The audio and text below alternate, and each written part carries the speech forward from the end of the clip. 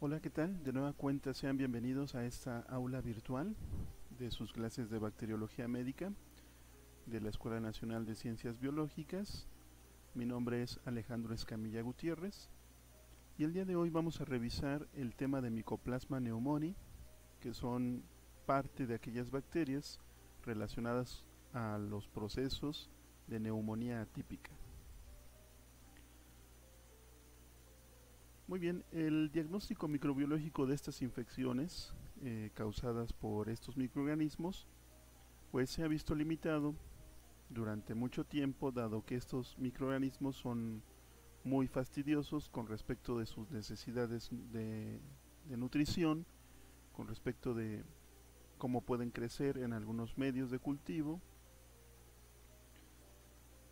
y sobre todo también porque no hay muchos procedimientos de diagnóstico rápido que nos pueda dar una percepción extendida sobre el contexto precisamente de este tipo de enfermedades infecciosas. Esto pues bueno ha ido cambiando afortunadamente a lo largo de los años, gracias precisamente a los avances del diagnóstico serológico y de biología molecular. Esto pues bueno puede en un momento dado dar una mejor apreciación sobre la importancia clínica que pudieran tener estos microorganismos. Con respecto de la taxonomía, estas bacterias del género Mycoplasma, de la familia Mycoplasmataceae, pertenecen pues a la clase Molicutes, que como ya habíamos visto en algunas clases pasadas, este término significa que es piel blanda, ¿no? Y representan pues a un grupo de microorganismos complejos, únicos por su naturaleza entre los organismos procariontes. Durante un gran periodo de tiempo pues han sido un enigma, ¿no? Porque están precisamente eh, en los límites biológicos, ¿sí? En esta ocasión pues bueno, vamos a revisar a la especie de Mycoplasma pneumoniae. Algunas de las características generales con respecto de estas bacterias pues bueno, es que pueden vivir en el hospedero como un microorganismo comensal. eh, las especies se pueden comportar como patógenos, produciendo infecciones que generalmente son crónicas por naturaleza y pues rara vez son de tipo agudo o fulminante. Todas estas especies de micoplasmas que atacan a los humanos y a los animales se adhieren muy tenazmente a los epitelios del tracto respiratorio y en, y en casos específicos al epitelio urogenital, como ya lo habíamos revisado con Mycoplasma hominis. En este sentido, el requisito previo para esta colonización e infección de estas bacterias pues es la adherencia por parte de estos microorganismos. Con respecto pues de sus características generales, este tipo de bacterias carecen precisamente de pared celular y por tanto de una naturaleza eh, resistente a los beta-lactámicos. Dentro de las bacterias, los micoplasmas, son las que tienen el tamaño más pequeño conocido con respecto a estos microorganismos de vida libre. Su tamaño celular va de 0.2 a 0.8 micrómetros y también su tamaño del genoma son muy pequeños. En este caso va más o menos unas 580 kilobases el tamaño de su genoma con respecto de Mycoplasma pneumoniae. ¿Esto qué quiere decir? Que pues bueno, en cierta forma este tipo de bacterias pues eh, tienen genes muy indispensables que le permiten subsistir en la naturaleza. Con respecto de esto último, pues bueno, tienen una escasa dotación de vías metabólicas, tienen únicamente genes muy esenciales, hay la ausencia de genes implicados en la síntesis de aminoácidos y por ejemplo para la biosíntesis de vitaminas. Sí tienen para desarrollar algunos precursores de ácidos nucleicos, ácidos grasos y colesterol, pero son totalmente dependientes del aporte energético exógeno. Esto lo van a tomar a partir de las células del hospedero, o bien pues de los complejos medios de cultivo que están enriquecidos con algunos elementos. Aquí podemos ver algunas fotografías de cómo se representan al microscopio, porque esta es una bacteria que la morfología colonial pues se tiene que ver a un microscopio para ver precisamente estas formas características de huevo frito con respecto de micoplasma.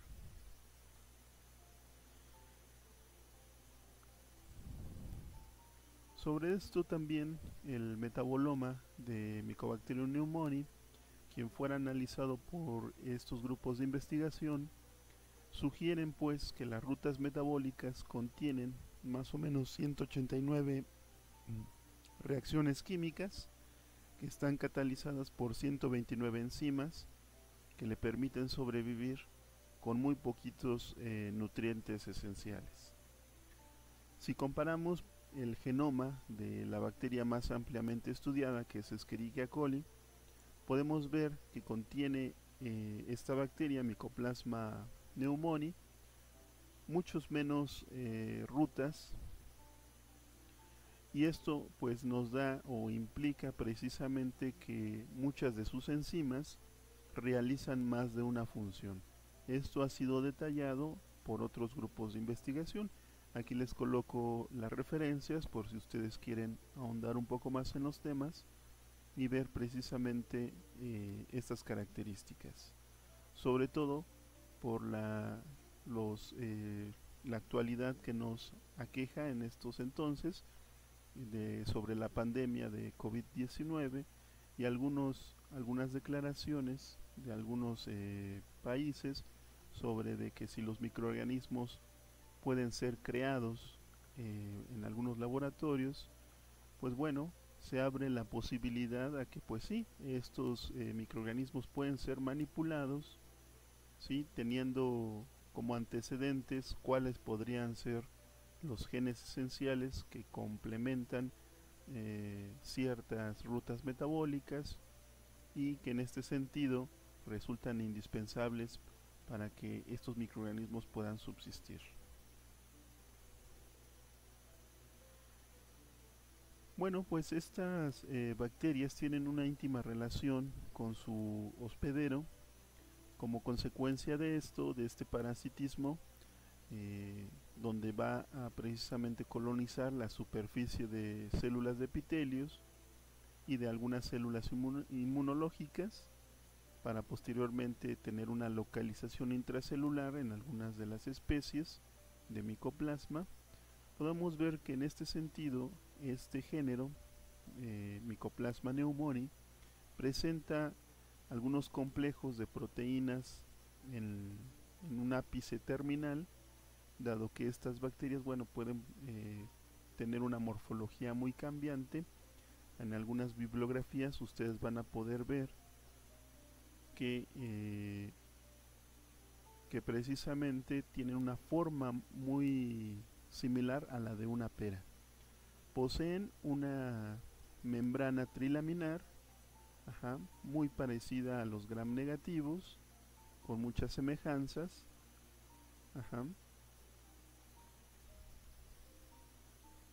Y una de sus características con respecto de los mecanismos de patogenicidad es precisamente la adherencia. Como les había comentado anteriormente, con respecto de estos mecanismos de adherencia, estas bacterias se adhieren muy fuertemente, muy tenazmente al epitelio respiratorio. En este sentido, esta bacteria, Mycoplasma pneumoniae, presenta una proteína en este ápice, que es la proteína 1, que es una proteína que incluso se ha estudiado mucho, es la que más se estudia para hacer el reconocimiento y el diagnóstico microbiológico, ¿sí? Ya sea por técnicas serológicas o por técnicas de biología molecular que vamos a ver más adelante. Tienen además la particularidad de secretar algunas proteasas que van a romper algunas inmunoglobulinas, sobre todo por ejemplo la IgA, que es la secretora, que se encuentra propiamente en muchas de estas mucosas, y con este proceso tienden a producir algunos componentes como la tirosina fosfatasa, que le va a permitir colocarse al interior de este tipo de células. Tienen además otras adhesinas accesorias, como pueden ver aquí en esta diapositiva, la HMW1, la 2, la 3, la P90, P40, P30, las proteínas B y las proteínas C. Esto pues bueno tienden a darle cierta estabilidad a estos complejos que están involucrados en la adherencia, y con esto pues bueno estas bacterias se pueden adherir al epitelio respiratorio sobre todo, ¿sí? Y posteriormente pasar al interior de las células e infectar células aledañas posteriormente.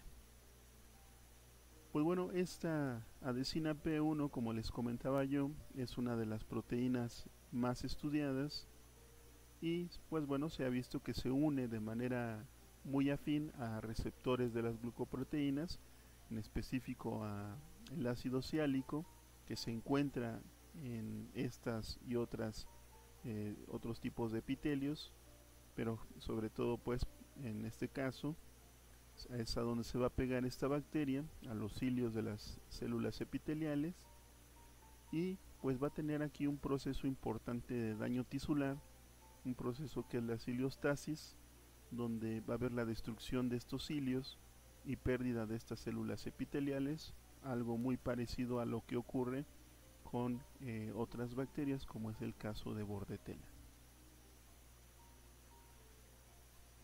Con respecto de su mecanismo de patogenicidad, tenemos pues que esta bacteria secreta una toxina que se denomina CARS y que produce algunos patrones histopatológicos de daño en algunas células. Como podemos ver aquí a la derecha de esta diapositiva, ¿sí? Podemos ver aquí la vacuolización de estas células, donde están parasitando precisamente este tipo de bacterias. Esta toxina pues viene de un acrónimo que aquí se los coloco, está en inglés, es Community Acquired Respiratory Distress Syndrome Toxin. Es una toxina muy similar a la de la bacteria Bordetella pertussis, por tanto también incluso el cuadro clínico que se desencadena es muy similar precisamente al que provoca este tipo de bacterias. Es un síndrome coqueluchoide. Esta toxina además tiene un comportamiento muy inmunogénico que pues da lugar a la respuesta de anticuerpos. Incluso es mucho más potente que la que se produce por la proteína P1, que ya habíamos visto en algunas diapositivas atrás, ¿sí? Que es una adhesina. Y también estas toxinas son un potente inductor de citocinas proinflamatorias, y como vamos a ver más adelante, es este proceso proinflamatorio, ¿sí? Propio del hospedero el que en cierto momento va a ser el que provoque este daño exacerbado hacia hacia este paciente. También dentro de estos mecanismos de patogenicidad Mycoplasma pneumoniae secreta peróxidos y aniones superóxidos que son los responsables precisamente de estas lesiones oxidativas hacia la membrana de estas células donde están infectando.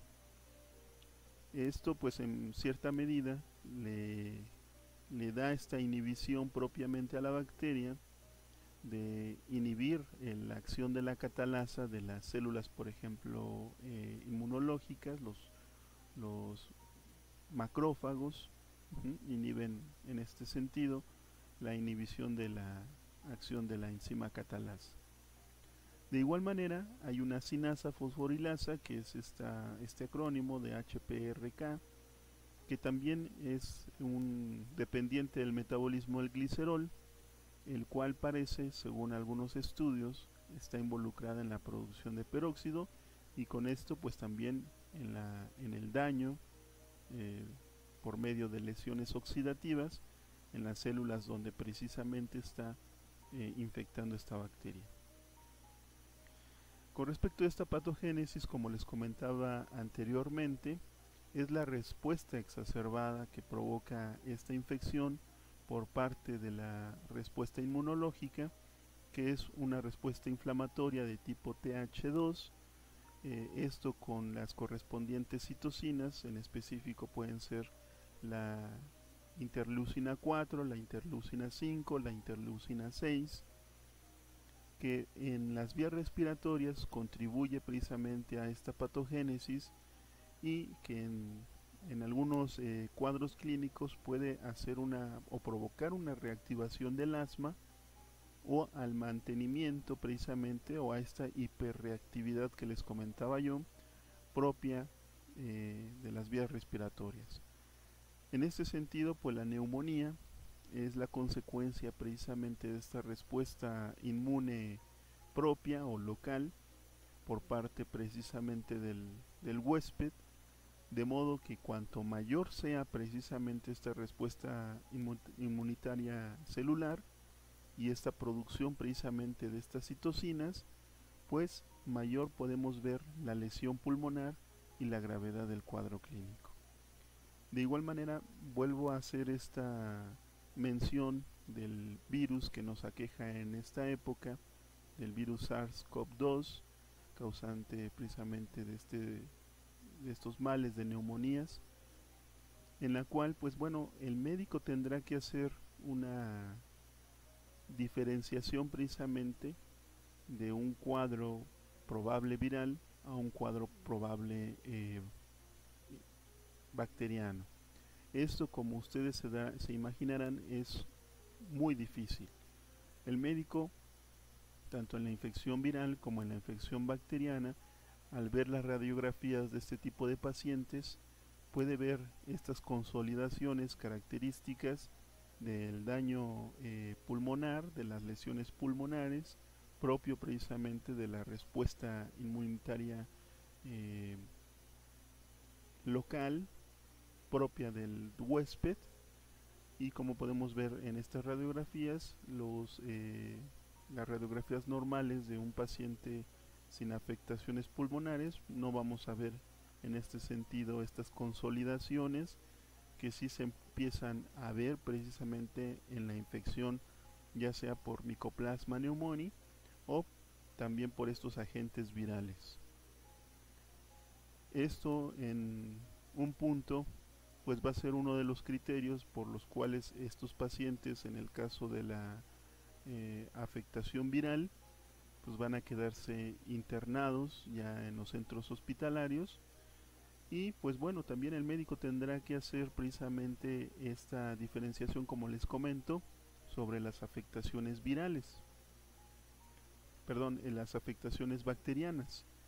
Esto, como pueden ver ustedes, es sumamente difícil desde el punto de vista clínico, al ver solamente las imágenes de tórax, las imágenes de estas consolidaciones pulmonares que se empiezan a ver, pero que son básicamente iguales tanto en las afectaciones por virus como por estos agentes bacterianos. Y en virus, pues no solamente es el virus COVID-19, sino también puede ser incluso influenza, la influenza epidémica también que nosotros tenemos aquí en México por H1N1, o por estas bacterias relacionadas a neumonías atípicas, donde encontramos a Mycoplasma pneumoniae, a Clamidia o Clamidófila pneumoniae y a Legionella.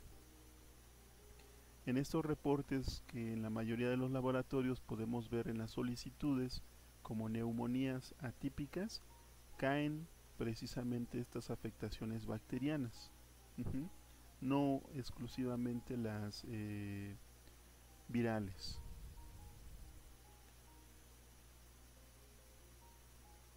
Como pueden ver ustedes aquí, la distribución precisamente de esta bacteria pues es mundial, es endémica y es epidémica. En México existen algunos reportes en relación a esto.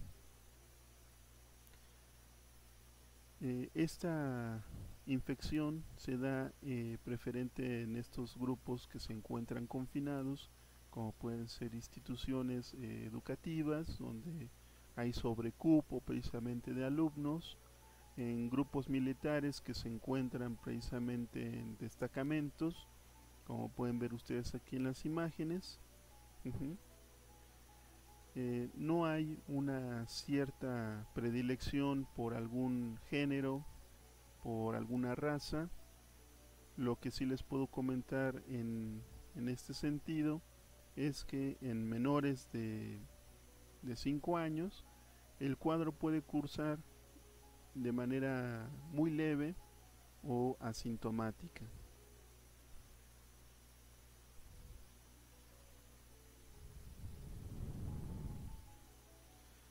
Con respecto de las infecciones asociadas a esta bacteria, pues bueno,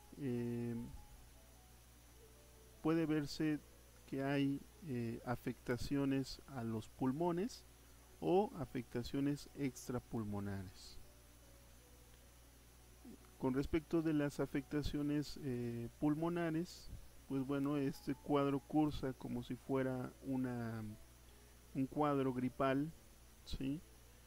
Y en el caso de las extrapulmonares podemos ver cuadros neurológicos como los que se describen aquí, la encefalitis, la meningoencefalitis, la meningitis, la psicosis, y también hay algunos reportes en donde está relacionado precisamente al síndrome de Guillain-Barré. Esta bacteria es la segunda causa, ya se ha demostrado también, la segunda causa de afectación o del síndrome de Guillain-Barré. La primera causa es Campylobacter jejuni y la segunda causa es Mycoplasma pneumoniae. Puede haber también afectaciones cardiovasculares, dermatológicas, puede haber afectación a otros órganos como el aparato digestivo, puede haber también afectaciones hematológicas, esto con un estado que ya habíamos visto, que es la síndrome de coagulación intravascular diseminado. Y vamos a ver aquí pacientes con las características petequias en los miembros, en el abdomen. Puede haber también afectaciones al músculo esquelético, produciendo algunos cuadros de artritis, y otros que son ya mucho más escasos los reportes, como el caso de la otitis y de la glomerulonefritis. Pues bueno, con respecto de la neumonía típica, que ya habíamos hablado algunas cuestiones, pues la neumonía típica es una afectación que cursa en personas menores de 40 años. Son pacientes que van a llegar a los consultorios clínicos con sintomatología como son mialgias, cefaleas, tos, que generalmente es una tos seca, no productiva, también denominada de esa forma, con fiebre. Y la forma de transmisión de estas neumonías pues es a través de estos flush, de estas microgotas de aerosol que se van a transmitir de persona a persona a través de las secreciones respiratorias esparcidas cuando uno tose.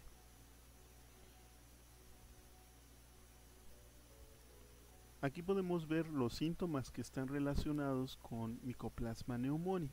Como ustedes pueden ver, muchas de estas, pues bueno, también se parecen a las que hoy por hoy estamos viendo con esta terrible pandemia, como son precisamente tos, puede haber flujo, flujo nasal, esta rinorrea, fiebre, cuerpo cortado, vómitos, puede haber dolor abdominal o torácico, dolor de cabeza, puede presentarse en algunos casos un rash cutáneo, puede haber disnea, diarrea, odinofagia o este dolor al tratar de tragar los alimentos. Ajá. Y esto, como pueden ver, pues relaciona con muchos otros cuadros clínicos. Puede ser, como les comento, afectaciones de tipo viral o en este caso afectaciones de tipo bacteriano. Y es a lo que los médicos se enfrentan precisamente para tratar precisamente de diferenciar, dar un diagnóstico diferencial y tratar de ver cuál es el agente etiológico de este tipo de enfermedades, de cuadros clínicos. Con respecto de la epidemiología, como podemos ver aquí en esta diapositiva, es de distribución universal, se da más o menos en un 15 a 20% de las neumonías adquiridas en comunidad, o como se conoce el acrónimo, como NAC, NAC, ¿sí? En particular, los casos por Mycoplasma pneumoniae se dan en 2 casos por cada 1000 personas al año. Esto pues varía muy poquito con respecto de la bibliografía que ustedes pueden consultar. Los ciclos epidémicos, como con las infecciones virales, son generalmente estacionales. Puede haber este tipo de coinfecciones. Por eso es importante ver precisamente si este tipo de pacientes realmente solamente están colonizados o la afectación principal es este tipo de bacterias. La prevalencia de neumonía por esta bacteria Mycoplasma pneumoniae en pacientes de la tercera edad es la segunda causa, solo por atrás de Streptococcus pneumoniae. El tipo de muestras que nosotros podemos ocupar para tratar de aislar a este tipo de gérmenes es precisamente el aspirado nasofaringio, el exudado nasofaringio. Se puede ocupar también muestra de esputo, el exudado faringio, se puede también ocupar sangre, hacer un hemocultivo y también el lavado bronquioalveolar. Con respecto de esto, pues bueno, esta bacteria, para el caso de los medios de cultivo que nosotros podamos ocupar, se le puede adicionar de acetato de talio, al cual es resistente, requiere que los medios de cultivo presenten colesterol y en este caso específico, Mycoplasma pneumoniae sí utiliza la glucosa, no así precisamente la arginina y la urea, como es el caso de otras especies de micoplasmas. Bueno, con respecto de el diagnóstico microbiológico, se ocupan algunos medios de cultivo. Estas bacterias requieren esteroles para su crecimiento, como les comentaba anteriormente, para que puedan hacer la síntesis de sus membranas. Hay algunos medios que se venden comercialmente, como es el agar micoplasma, el agar PPLO, ¿sí? A los cuales, pues bueno, tienen, además de sus componentes esenciales, se les enriquece con, por ejemplo, suero equino, se les adiciona el colesterol que es necesario precisamente para el desarrollo de su síntesis de membranas. Están amortiguados por algunos componentes, algunos búferes, como es el buffer de EPES. Y en este sentido, pues estas bacterias crecen muy lentamente, su tiempo de duplicación es de más o menos 6 horas, por tanto vamos a observar apenas colonias dentro de unos 3 a 4 días, y incluso hay algunas especies que se dejan incluso algunas 2 semanas en este tipo de medios. La sensibilidad con respecto del medio de cultivo no supera el 60%, pero tiene la ventaja que es 100% específico, ¿sí? Con respecto al diagnóstico serológico, como podemos ver anteriormente, el diagnóstico microbiológico, el cultivo, puede tardar de 3 a 2 semanas en que nosotros podemos apreciar algunas colonias.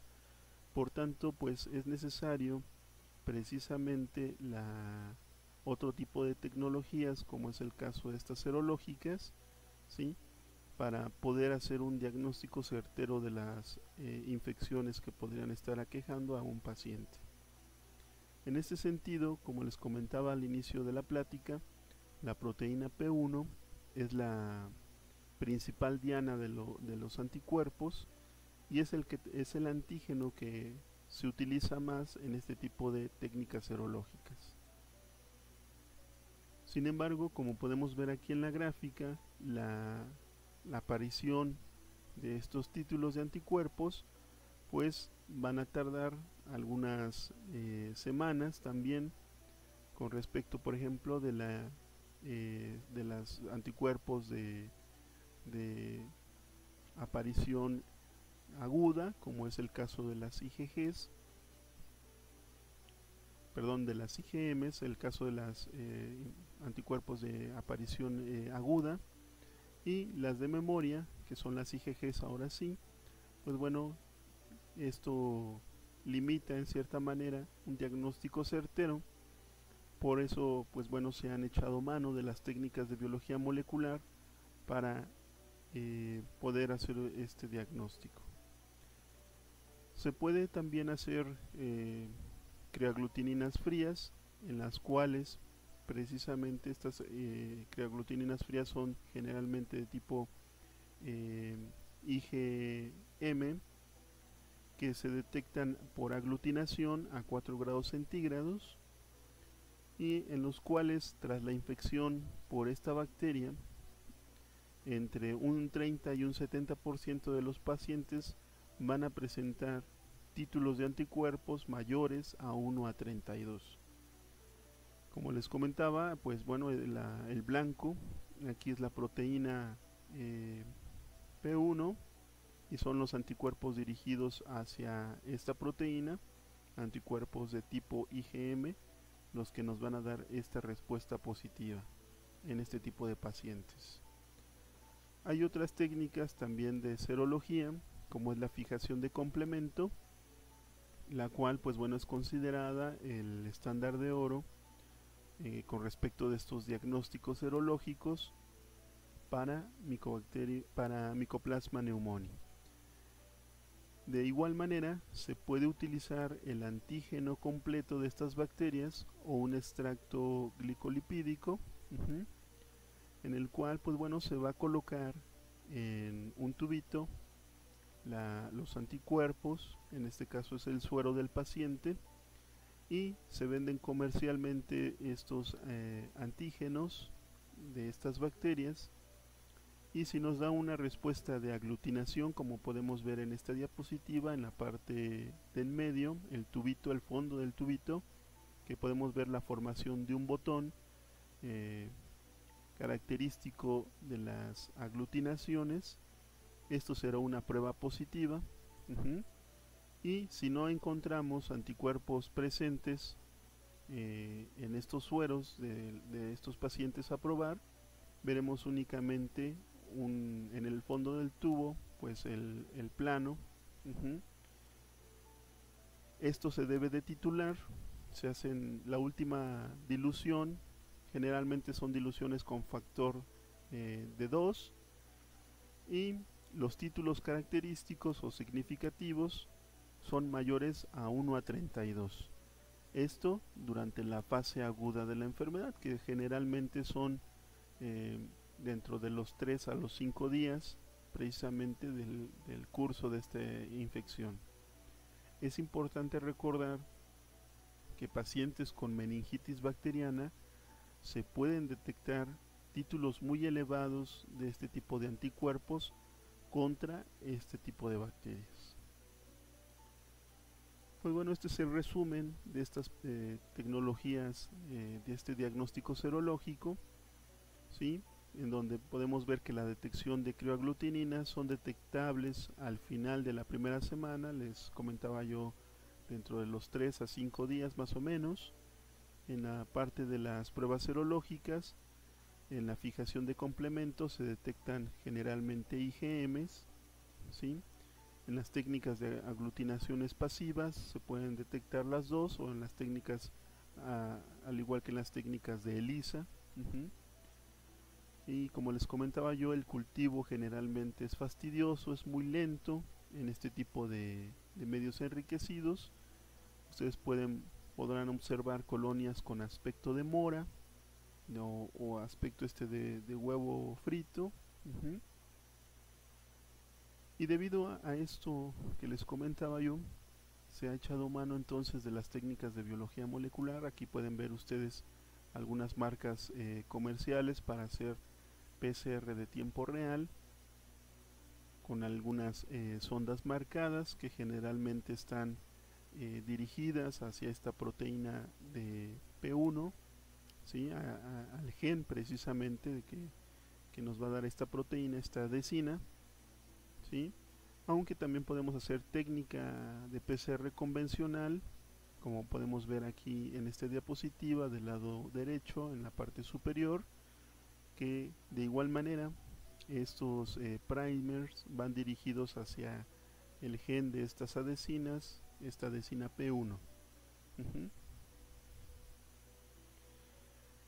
Ya con respecto del control del paciente, de los contactos, del medio ambiente, de la neumonía ocurrida por este tipo de microorganismo, y bueno, pues se hace una notificación de epidemias de estos tan mencionados reportes centinelas. Con respecto del aislamiento del paciente, pues generalmente no se requiere, tampoco cuarentena a los familiares, a los contactos, al mismo paciente. Lo que sí se debe de hacer es desinfectar donde haya ocurrido las secreciones, de los artículos que pudieran estar contaminados, que son propios del paciente. Les recuerdo que este tipo de bacterias no genera una muy buena inmunización. Esto ha sido el fracaso precisamente de las vacunas que se han intentado con respecto hacia esta bacteria. La terapia que generalmente se le da a los pacientes es una terapia con eritromicina o tetraciclinas, que generalmente no erradican a la bacteria, puesto que esta a veces cursa con un ciclo intracelular, ¿sí? Pero pues bueno, dado la sensibilidad de esta bacteria Mycoplasma pneumoniae a los macrólidos, como pueden ser clindamicina o acitromicina, en el caso de la tetraciclina, la doxiciclina, ¿sí? Que son antibióticos que generalmente son constantes, ¿sí? No ha habido todavía reportes de resistencia a este tipo de antibióticos, o incluso a las fluoroquinolonas, que afectan principalmente el DNA de este tipo de bacterias. Muy bien, pues con respecto de esto, pues hemos llegado al final de esta plática. Estas bacterias generalmente requieren laboratorios de nivel de bioseguridad de tipo 2, puesto que pueden ser contagiadas por aerosoles. Entonces hay que tener mucho cuidado en ese sentido también, ¿sí? Pero no es como el caso, por ejemplo, de COVID-19, que necesitan un laboratorio de bioseguridad tipo 3.